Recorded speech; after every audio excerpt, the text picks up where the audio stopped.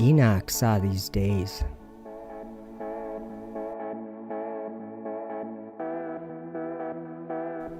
He wrote down what he saw.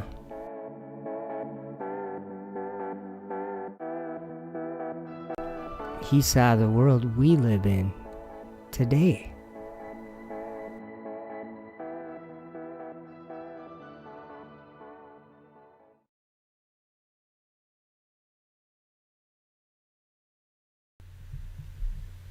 Enoch 63, verses 3 through 13.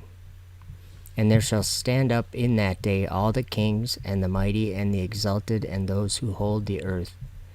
And they shall see and recognize how he sits on the throne of his glory, and righteousness is judged before him, and no lying word is spoken before him.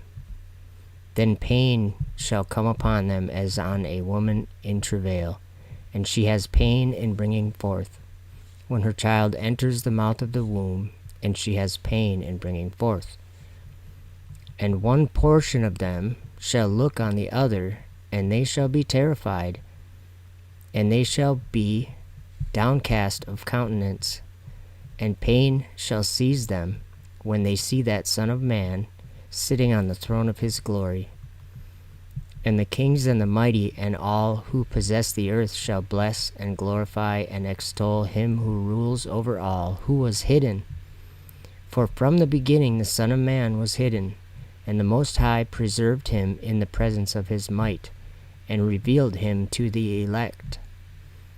And the congregation of the elect and holy shall be sown, and all the elect shall stand before him on that day. And all the kings and the mighty and the exalted, and those who rule the earth, shall fall down before him on their faces, and worship and set their hope upon that Son of Man, and petition him, and supplicate for mercy at his hands. Nevertheless, that Lord of spirits will so press them, that they shall hastily go forth from his presence, and their faces shall be filled with shame, and the darkness grow deeper on their faces. And he will deliver them to the angels for punishment, to execute vengeance on them, because they have oppressed his children and his elect. And they shall be a spectacle for the righteous and for his elect. They shall rejoice over them, because the wrath of the Lord of spirits resteth upon them, and his sword is drunk with their blood.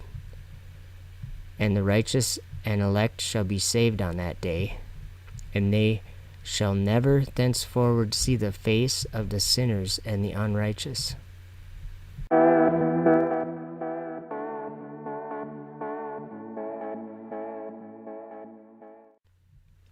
Enoch 80, verses 6 through 8. And many chiefs of the stars shall transgress the order prescribed, and these shall alter their orbits and tasks, and not appear at the seasons prescribed to them. And the whole order of the stars shall be concealed from the sinners, and the thoughts of those on the earth shall err concerning them, and they shall be altered from all their ways. Yea, they shall err and take them to be gods, and evil shall be multiplied upon them, and punishment shall come upon them, so as to destroy all. We are taught in school, and it is a belief, and I stress the word belief, that is held by almost the whole world, that the stars are basically the same as the sun, but are at great distances from the earth. We are taught that we are in a solar system in which the sun is attracting other planets by gravity, and therefore they orbit the sun. They circle around the sun. We are taught that the distances of these stars or suns is so great that it needs to be measured in light years, the distance to them, or the speed of light, which is basically, this is the speed that something would travel in a year if it was traveling at the speed of light. So we are taught that the nearest star system closest to our sun is about 4.22 light years from the Earth and is the closest star other than the Sun, and it's Alpha Centauri A and B. The average distance between them is about 23 astronomical units, a little more than the distance between the Sun and Uranus.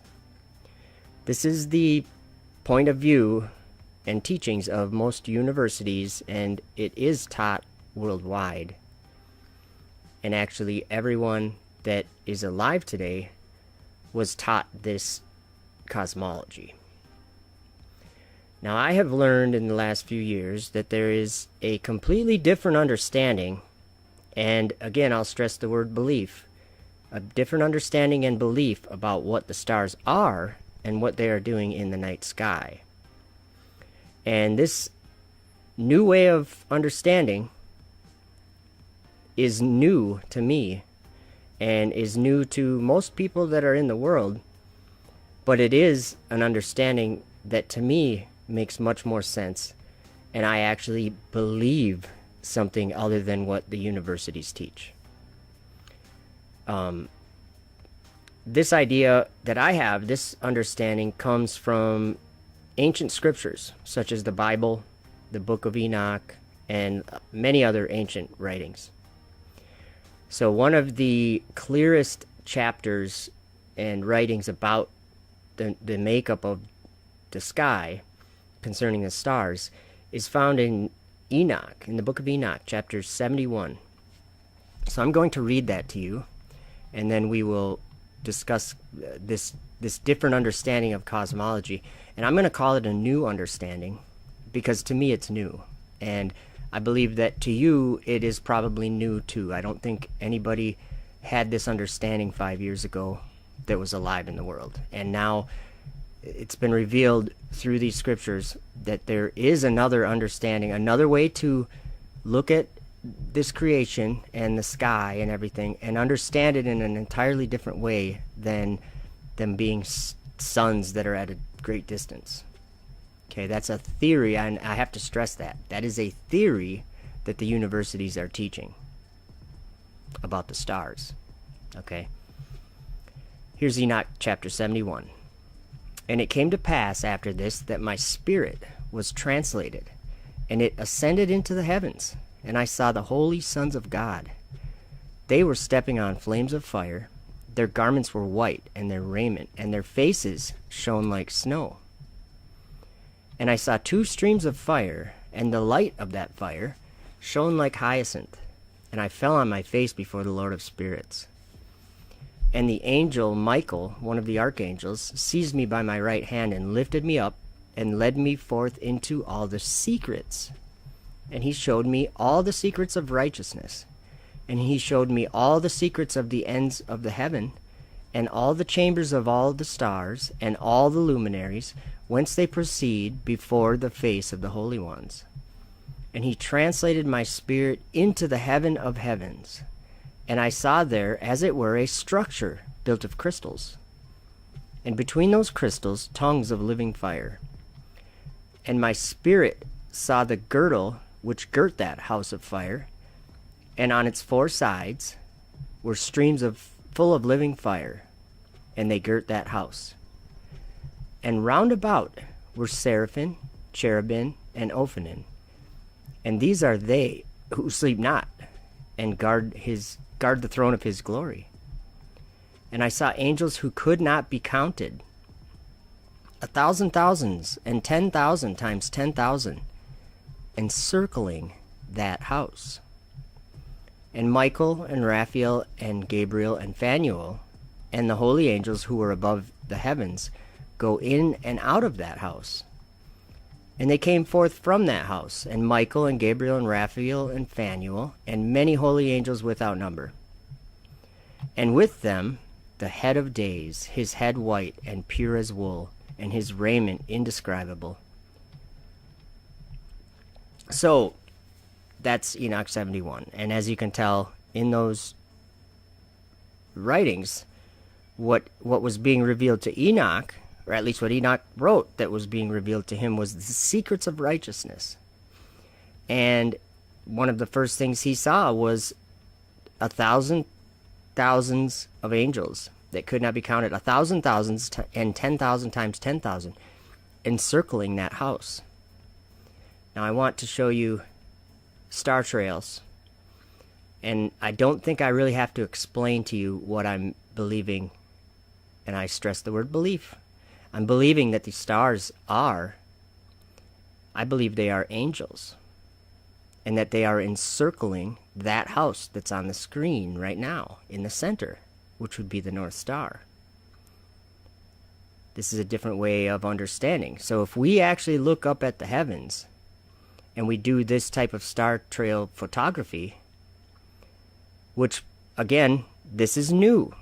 No human eyes ever saw this depiction of the stars in this way until about 1930. It was the first time this was ever photographed like this. So this is a new, somewhat new understanding of what the sky is doing. Nobody ever saw this until about 1930. It's a new type of photography that shows us, it visualizes us, for us, a different thing happening in the sky. So there's another way to understand the stars, and it comes from the ancient prophets of God. Now that was just the book of Enoch, chapter 71 that we read, but there's many prophecies concerning the knowledge about the stars, and it's foretold in the Bible. In Isaiah 43 verse 9, it says, "Let all the nations be gathered together, and let the people be assembled. Who among them can declare this, and show us former things? Let them bring forth their witnesses, that they may be justified, or let them hear and say, it is truth." Let's go over that again really quick. He asked a question. He said, who among them can declare and show us former things? What's that talking about? Isaiah 48 verse 3, "I have declared the former things from the beginning, and they went forth out of my mouth. And I showed them, I did them suddenly, and they came to pass." I'm going to give you an example of my understanding of what that verse is saying. He declared the former things from the beginning, and they went forth out of his mouth. He did them suddenly and showed them, and they came to pass. I'm just picturing when Jesus said, "Let there be light," and there was light. It came out of his mouth, and then it was. It came to pass out of his mouth. So what would the former things be? That would be everything that Jesus said in the first 6 days of this creation. All the words he spoke and declared, and then they came to pass, and suddenly, and he showed them. 6 days. So this is saying, this is asking who among them can declare this, and declare this 6 days of creation. That's really what this is saying. And if you look at the world today, if you look at my channel, and there's several other channels, there is a topic of discussion that is a worldwide debate. Everybody almost has heard about it. And it is whether the earth is a spinning ball or whether it is not, and it's a plane of existence that's stationary and not moving. These are completely opposite understandings, and yet I believe one, and people I know believe the other. Okay? So it is a belief. I don't believe for 1 second that I'm living on a spinning, orbiting sphere that's going through a vacuum of space, yet there's air and there's no barrier, right? These kinds of things don't make any sense to me. I think it's much more logical that the night sky, the stars, and all the things up in the sky are actually celestial. They're of a different nature than we are experiencing on the earth. I don't know the exact details of that nature. I'm just saying that it's not the same physical, material reality that we are all experiencing and used to. So in Enoch chapter 80, in verse 7, it says, "And the whole order of the stars shall be concealed from the sinners." And the thoughts of those on the earth shall err concerning them, and they shall be altered from all their ways. Yea, they shall err and take them to be gods. And evils shall be multiplied upon them, and punishment shall come upon them so as to destroy all. So this prophecy here is a really serious one. It's saying that the people who are sinning in the end, that they wouldn't understand what the order of the stars was. Now, the last 5 years is when I've changed my understanding and belief about what the stars are. In the last 5 years, I've changed from believing what the world teaches and what the universities teach to believing in what the scriptures teach, and it's two completely different things. So in Enoch chapter 93 verse 10, there's a prophecy of this happening, and what I mean this happening is people having it revealed to them what the truth was, and it wouldn't be concealed from them. So the whole order of the stars shall be concealed from the sinners. But in Enoch 93 verse 10 it says, and at its close shall be the elect righteous of the eternal plant of righteousness, to receive sevenfold instruction concerning all his creation. I think that's what's happening in the last 5 years. And actually it's even much more of a topic than just cosmology. It actually has to do with eternal life. And now a lot of people don't like when I say that, but I'm going to quote Jesus here. When his disciples asked him what would be the signs of his return, one of the things he said was in Matthew 24 verse 14. He said, and this gospel of the kingdom shall be preached in all the world for a witness unto all nations, and then shall the end come. So Jesus is saying that before the end comes, a gospel of the kingdom would be preached in all nations as a witness. It reminds me of Isaiah 43 when it says, let them bring forth their witnesses, that they may be justified, or let them hear and say it is truth. Or in John 15 verse 27 it says, and ye also shall bear witness, because ye have been with me from the beginning. So I don't know what all these things mean, but I know that Jesus said that we would bear witness to the truth. And in Isaiah 43 verse 9 it says that they may be justified, or let them hear and say it is truth. So that's what I'm saying. That's what I'm here saying today, is that there's a lie, and it comes from universities, and it comes from having the truth about the stars concealed from these universities. They don't know the truth. They're teaching lies, and they believe the lies. So in Psalm 147 verse 4 it says, he telleth the number of the stars, he calleth them all by their names. Psalm 148 verse 3 says, praise ye him, sun and moon, praise him, all ye stars of light. Isaiah 14 verse 13, this is what Lucifer says in his heart. For thou hast said in thine heart, I will ascend into heaven, I will exalt my throne above the stars of God. I will sit also upon the mount of the congregation in the sides of the north. Daniel 8 verse 10, he's seeing a vision, and he sees something going all the way up to the stars. Daniel 8 verse 10, and it waxed great, even to the host of heaven, and it cast down some of the host and of the stars to the ground, and stamped upon them. And it also says this in Daniel 12 verse 3, it says, and they that be wise shall shine as the brightness of the firmament, and they that turn many to righteousness as the stars forever and ever. And then we find out about the planets here in Jude 1 verse 13, when it says, raging waves of the sea, foaming out their own shame, wandering stars, to whom is reserved the blackness of darkness forever. So the wandering stars are imprisoned in darkness. Okay, Genesis 1 verse 16 says, and God made two great lights, the greater light to rule the day, and the lesser light to rule the night. He made the stars also.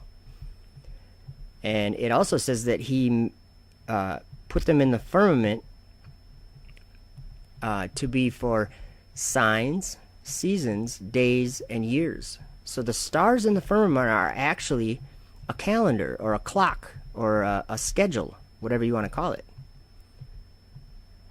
It's a clock in the sky. So then in Enoch chapter 18, verse 4, it says, I saw the winds of heaven which turn and bring the circumference of the sun and all the stars to their setting. I saw the winds on the earth carrying the clouds. I saw the path of the angels. I saw at the end of the earth the firmament of heaven above. This is sounding to me like these stars are clearly commanded to go on the courses that they go. They're ordained by God to do what they do.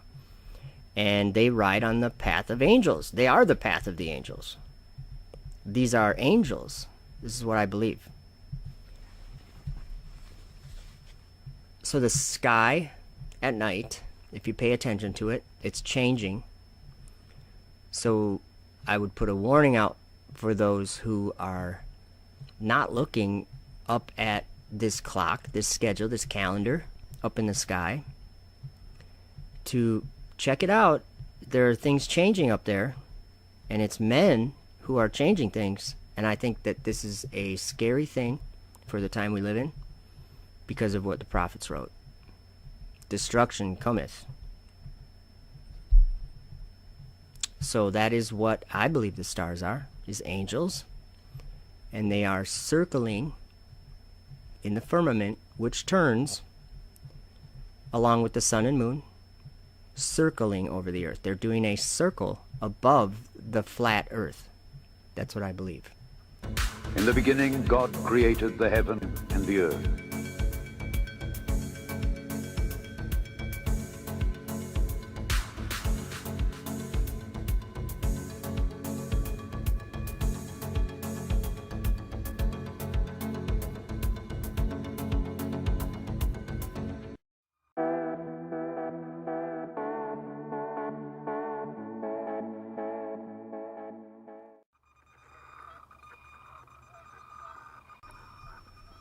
The moon has 4 names: Asanja, Ebla, Benes, Ere. The sun has 2 names: Orgerez, Tomez. Enoch 78. The question I'm going to ask here is, what are the planets? 7 of them: Mars, Venus, Mercury, Uranus, Jupiter, Saturn, and Neptune. These are evil planeo, seducers. They lead astray. They cause to wander. They deceive. These 7, at the beginning of their rising, they didn't come out at their appointed time that God ordained and commanded them. And so he was angry with them, and he bound them in the blackness of darkness until judgment. He imprisoned them. Then, in Genesis 6, there were angels that came down to the earth and lusted after the daughters of men. And they created offspring with these daughters of men. And the offspring were mighty giants and very evil.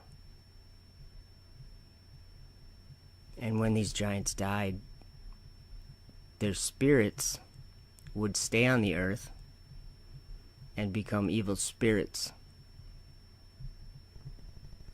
And the angels that came down would be buried in the earth for 70 generations.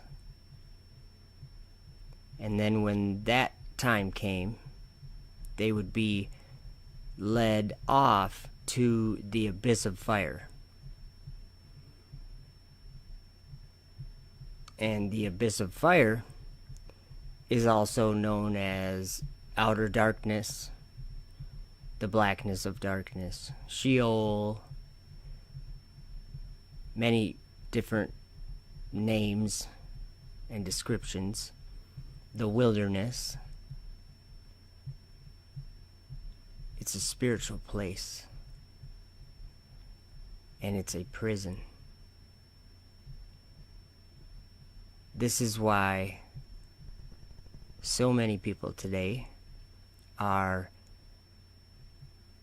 gathered against this organization, I should say these organizations, that call themselves space agencies. They are not going to a place that is a solar system. They're being lured into outer darkness, where there will be weeping and gnashing of teeth. Nobody realized this. And so Apollo came and went with the moon missions. And they landed on the moon, they say. But the moon is a light. And as I said a few minutes ago, it has 4 names: Asandra, Ebla, Benese, and Ere.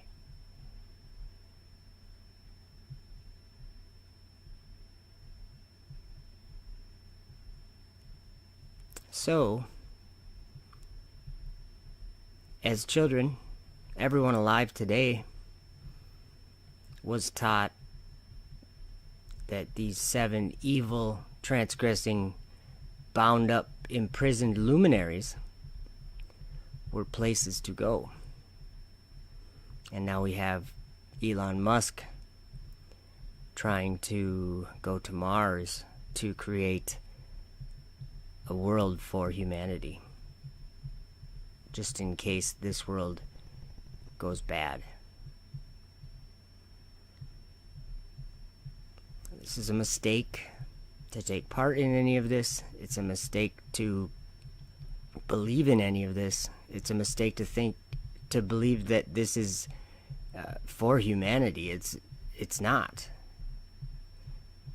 It's the devil and the demons.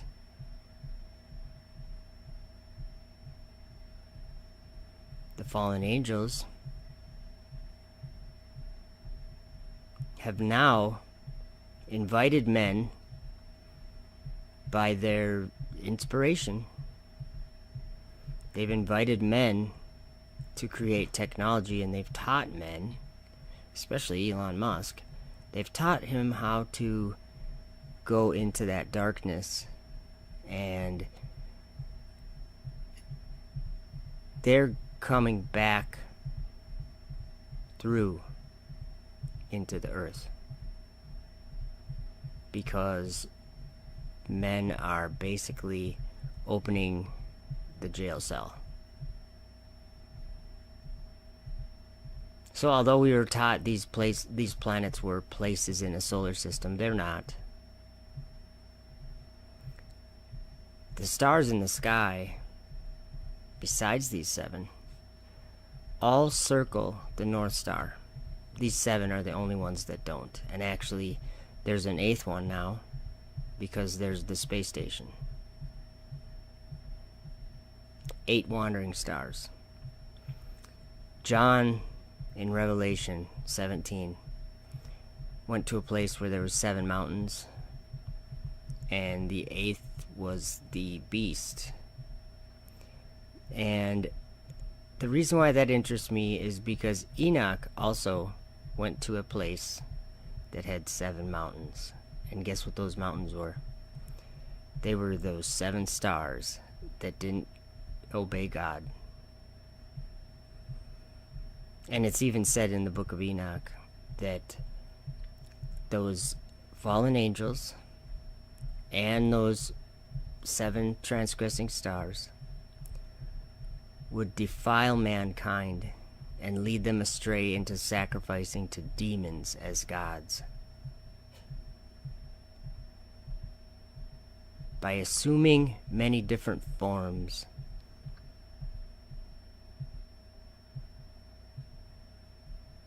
We're in a spiritual battle today, and almost everybody's probably not aware of the things that I just explained, and that means you're losing the battle, because we need to come out of this place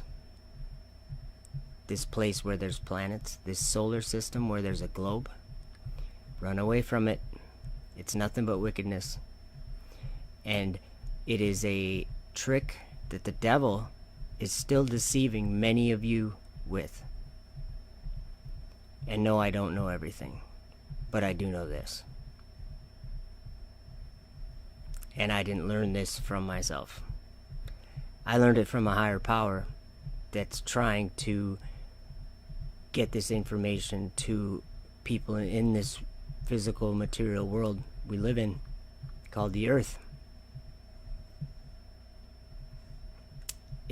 This information comes down from heaven by the old writings of the prophets. They wrote about these things long ago. And it was even written that it would be kept secret until the end. And then it would be revealed. The sevenfold doctrine of God's whole creation would be received in the world at the end. That's today. So what I'm saying is, jump off the ball. It's flat. It's stationary. You know it. I know it. The pride that makes you want to stay on that globe isn't worth it. Get rid of it. I did. It's the best thing I ever did. The earth is a plane.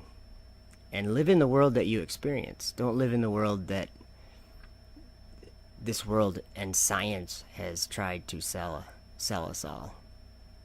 Because it's false. And all their efforts in the sky will come to naught, and God won't have any pity.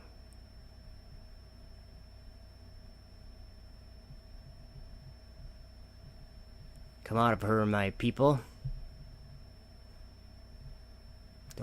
Don't partake in her sins, because they're reaching up to heaven, and God has remembered her iniquities. Behold, he cometh with clouds, and every eye shall see him.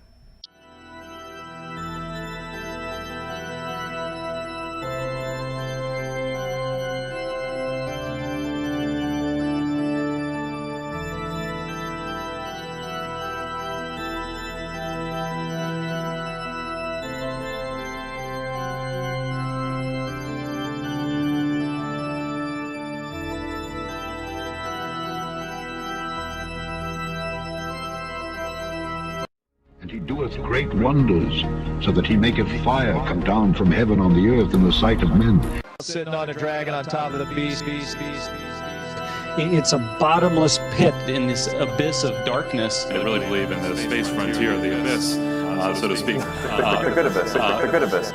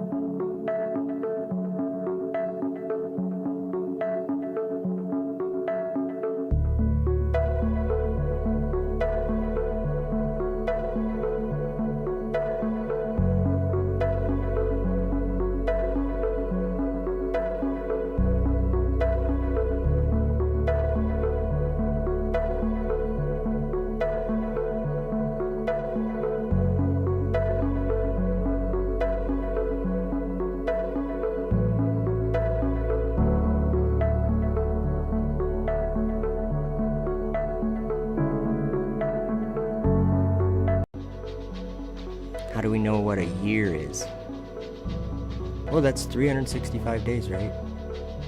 Well, how do we know to count that many days?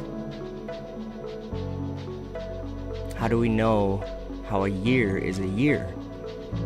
We could maybe say, well, because we have all the seasons. Yeah, and why do we have all the seasons? What determines what amount of time goes by in a day? What determines what amount of time goes by in a year? Well, here's what I think. There's only one way that we can determine when a year goes by. Basically, one way. And that is by looking up at the sky clock that exists. Every year, the stars, like for instance today, if we took a still shot of the sky from my house, in 1 year's time, the stars would all be in the exact same position that they're in today. But every day in between, those stars would all be in different positions than they are specifically today, and a year from today, and a year from that day, and a year from that day. Because the stars have a cycle that they go through. They're turning, but at the same time that they're turning, they're changing their orientation slightly each day. We end up with the stars back in the same position again. This is one reason why the idea that the heliocentric model gives us of the North Star being previously a different star and not Polaris is a ridiculous falsehood, because that's not how the sky works. But just think about that. How do we determine a year? We do it with the stars in the sky. And that is actually stated in the creation story in Genesis. God said he created the sun, moon, and stars for signs, seasons, and days and years. And that's what we witness here on the earth. So that is the truth. So what we've been watching here on the screen is time-lapse photography of the stars. Now what happens when the star trails, or this time-lapse photography, what happens when it starts looking like this? And if that continues, how are we going to determine what a year is? I mean, I think we could still tell.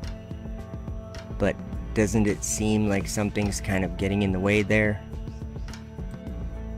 This started to happen to time-lapse photography in May of 2019. So just over a year ago, year and a half ago or so. And every month or so, they've been launching another 60 of these satellites. These are Starlink satellites that SpaceX is putting up in there, in that darkness. People call it space. But they're putting it up there, and I'm just making a clear note to everyone that God ordained laws for all the luminaries. Every star in the sky has an ordained course that God commanded them to go on. And we already know that 7 of those stars, which we call planets, disobeyed God's ordained courses for them. And so he bound them in darkness until judgment. But besides those 7, all the other stars circle Polaris every 24 hours. And that's just what the sky has always been. And so there's been a change made in the last year and a half. A big change. So this video is just a watchman's call out to those who are paying attention. Daniel 7 verse 25 says, "And he shall speak great words against the Most High, and shall wear out the saints of the Most High, and think to change times and laws. And they shall be given into his hand until a time and times and the dividing of time." I think we're there, guys. There is a man in the world today trying to change times and laws, because that is what the sun, moon, and stars are, is they are for signs, seasons, days, and years.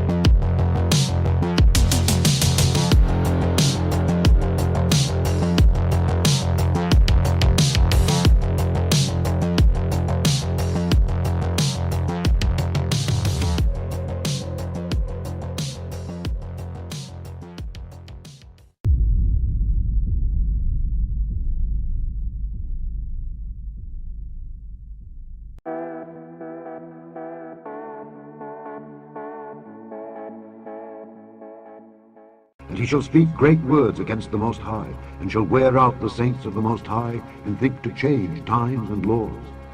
And they shall be given into his hand until a time and times and the dividing of time. And God said, Let there be lights in the firmament of the heaven to divide the day from the night, and let them be for signs and for seasons and for days and years. And think to change times and laws. Life can become multiplanetary. This is the goal we should strive for. There need to be reasons to get up in the morning. You know, life can't just be about solving problems. Otherwise, what's the point? There's got to be things that people find inspiring and make life worth living. What are the important steps in the evolution of life? Obviously, there was the advent of single-celled life. There was differentiation to plants and animals. There was life going from the oceans to land. There was mammals, consciousness, and I would argue also on that scale should fit life becoming multiplanetary. I think if one could make a reasonable argument that something is important enough to fit on the scale of evolution, then it's important. And maybe worth a little bit of our resources.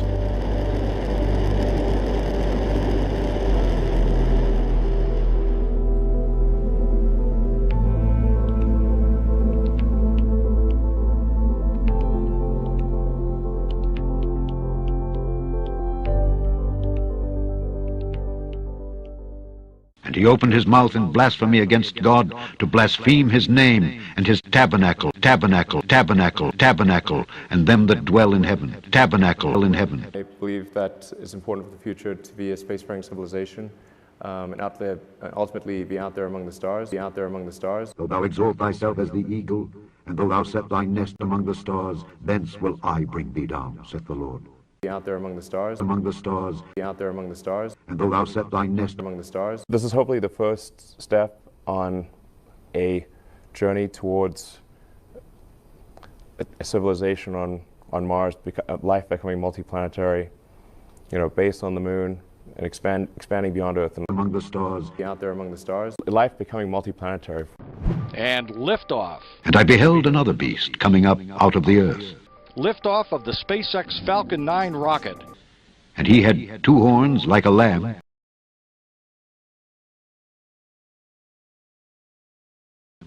and he spake as a dragon.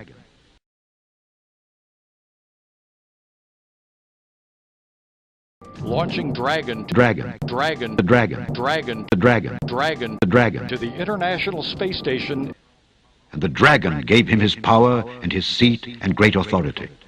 Dragon blasted to space. The dragon. Dragon is expected to stay attached to the space station until October 28th. And they worshipped the dragon which gave power unto the beast. Dragon is currently the only craft capable of returning a significant amount of supplies from the station. He was cast out into the earth.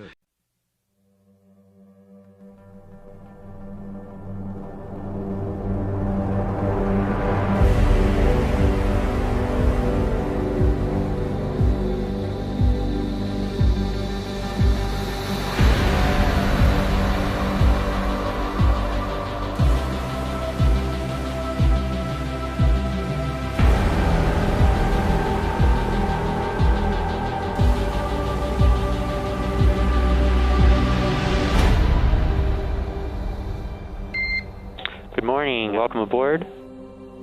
Dragon, SpaceX, ComCheck, ground stations. SpaceX Dragon, we're go for launch. Let's light this candle. 3, 2, 1. Ignition. Liftoff of the Falcon 9 and Crew Dragon. Go NASA, go SpaceX, Godspeed, Bob and Doug.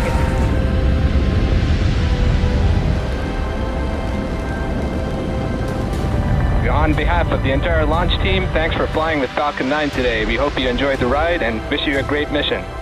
We would like to welcome you aboard Capsule Endeavour.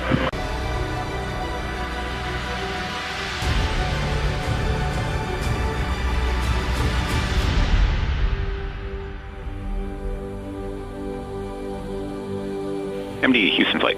Houston is go for undocking and departure. Dragon is committed to undock.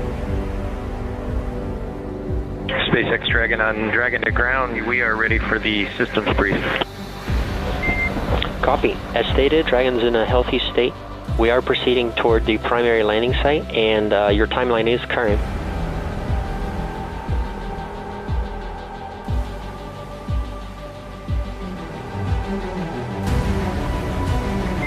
Visual, 2 drogues out. 200 meters. We are braced for splashdown. Copy, brace for splashdown.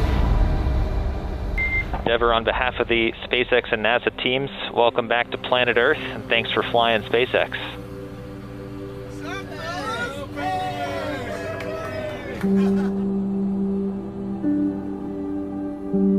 It's a humbling experience to be a part of what was accomplished.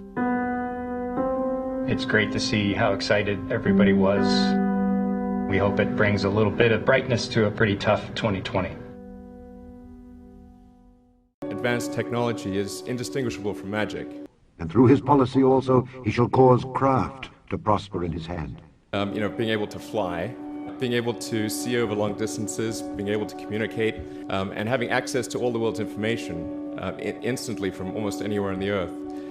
This is stuff that really would be magic, or would be considered magic in times past.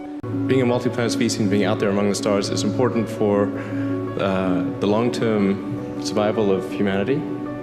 If you consider 2 futures, one where we are forever confined to Earth until eventually something terrible happens, or another future where we are out there on many planets, maybe even going beyond the solar system, among the stars. I think that second version is incredibly exciting and inspiring, and there need to be reasons to get up in the morning. Life can't just be about solving problems. Otherwise, what's the point? There's got to be things that people find inspiring. The future of humanity will fundamentally bifurcate along the lines of either a single planet species or multi-planet species. And a multi-planet version of humanity, of humanity's future, is going to last a lot longer. We will propagate civilization into the future far longer if we're a multi-planet species than if we're a single-planet species. And so it's like planetary redundancy, backing up the biosphere. We've got all of our eggs in one basket here. We should try to protect that basket and do everything we can, but there are some risks that are just extremely difficult to mitigate, and some which we will ultimately not be able to mitigate. So it just seems like the right thing to do. And then the next question is, well, should we do it now, or should we wait for some point in the future? And I think it's the wise move is to do it now, because the window of technology for this is open, and it's the first time that window has been open in the 4.5 billion year history of Earth. I think there are really two fundamental paths. History is going to bifurcate along two directions. One path is we stay on Earth forever, and then there will be some eventual extinction event. I don't have an immediate doomsday prophecy, but eventually history suggests there will be some doomsday event. The alternative is to become a spacefaring civilization and a multi-planet species, which I hope you would agree that is the right way to go. Because, why do we need to build a city on Mars with 1 million people on it in your lifetime? Yeah, I think it's important to have a future that is inspiring and appealing. I mean, I just think that there have to be reasons that you get up in the morning and you want to live. Like, why do you want to live? What's the point? What inspires you? What do you love about the future? And if we're not out there, if the future does not include being out there among the stars and being a multi-planet species, I find that it's incredibly depressing if that's not the future that we're going to have. You decided to build a space company. Why on earth would someone do that? The goal of SpaceX is to try to advance rocket technology, and in particular to try to crack a problem that I think is vital for humanity to become a spacefaring civilization, which is to have a rapidly and fully reusable rocket. What are the things that need to happen in order for the future to be an exciting and inspiring one? And I really think there's a fundamental difference if you sort of look into the future between a humanity that is a spacefaring civilization that's out there exploring the stars on multiple planets.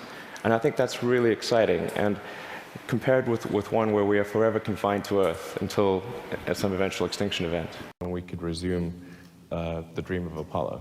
The goal of SpaceX really was to make as much progress as possible to advance rocket technology to the point where hopefully we can establish a colony on Mars. Dream of Apollo.